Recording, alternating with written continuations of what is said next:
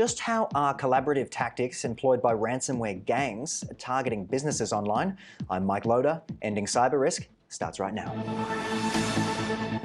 Hello and welcome back to Ending Cyber Risk, of course sponsored by the team at Arctic Wolf, where each episode we unpack the ways we can help defend and of course end cyber risk as well. In the relentless battle against cybercrime, let's dive into proactive strategies for businesses to defend against surging threats. Joining me now to discuss this is Roush, Senior Vice President of Global Sales Engineering with the team at Arctic Wolf. Lane, thank you so much for joining me on the program. Yeah, thanks for having me. Now, let's talk a little bit about this in more detail. They're organized, they're collaborating, they're getting together.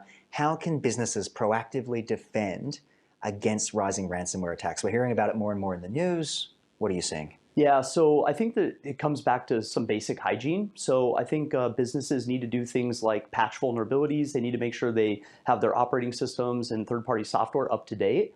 I also think it's important that they employ tactics like multi-factor authentication, especially on applications and external attack vectors like remote access tools and technologies. And then I think also making sure you have configuration capabilities, meaning you have the right level of configurations in the environment.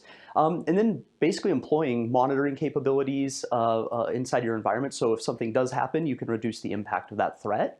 I think that's a big one. The next one is I also believe that companies should have incident response preparedness plans. Okay, what's that? Yeah, so that's about making sure that you have the contact information, you have the communication workflow kind of all built out. You know which systems are business critical and which way to like bring them up in the right order, and making sure you actually go through and do that in a way so you can get out of an incident. And then I would say the last area is also cyber insurance. Cyber insurance. Yeah. Okay. Something that I'm sure a lot of people wouldn't even consider, especially those small to medium enterprises. So I'm glad you mentioned it. What motivates these threat actors, though, to go after the small to medium enterprises, the little guys? Why are they going after them? They haven't got huge amounts of cash, but you're seeing more and more of it, I believe. Yeah, we are.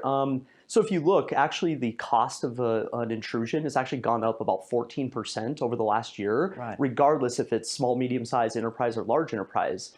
But what happens is in an SMB location or a small to medium-sized enterprise, what happens is that the threat actors, they track and understand like how much money they make and what their balance sheets look like, and they don't have as many resources to be able to employ some of the sophisticated technologies to be able to thwart the threat actors. So it's kind of low-hanging fruit for them. Right. Okay. So these people are lurking in the background, underlying like a bit of a leech, if you will, watching, witnessing, gathering data. Is that what would you call that kind of thing? A dark cyber attack sitting there without knowing that they're there? Yeah, well, it's more about if I watch in the public news, I can see what a valuation of a small to medium-sized business is, as an example. So I know they have money potentially, but I also know they don't have the resources to actually proactively protect against it. So meaning it's easier for them to do.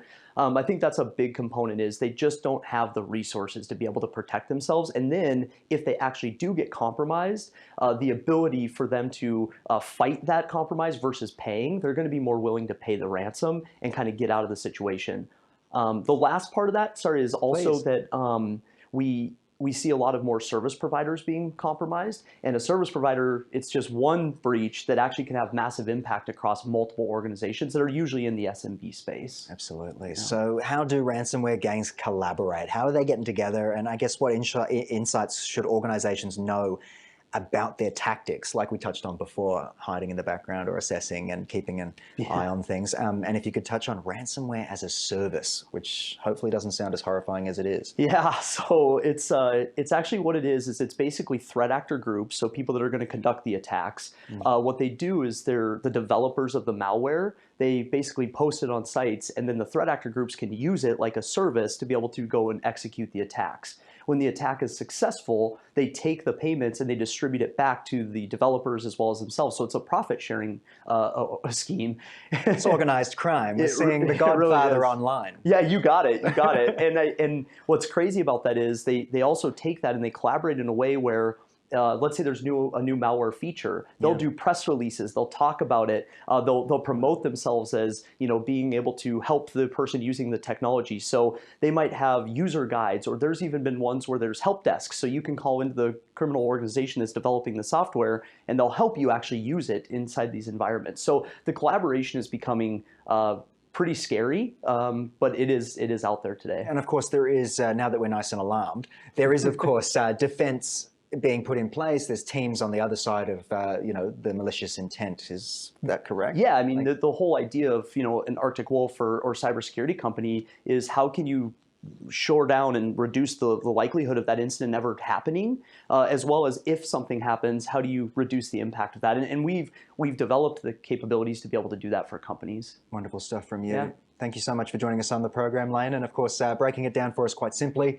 I'm a simpleton at this stuff, so I love it when people can break it down nice and easily. But thanks for joining me. Thanks for having me. All right, that's the program for now. I hope you've learned something from my guest today. See you next time as we continue to unpack this ever-expanding space right here on Ending Cyber Risk. You're watching Ticker. We'll have more in just a few minutes.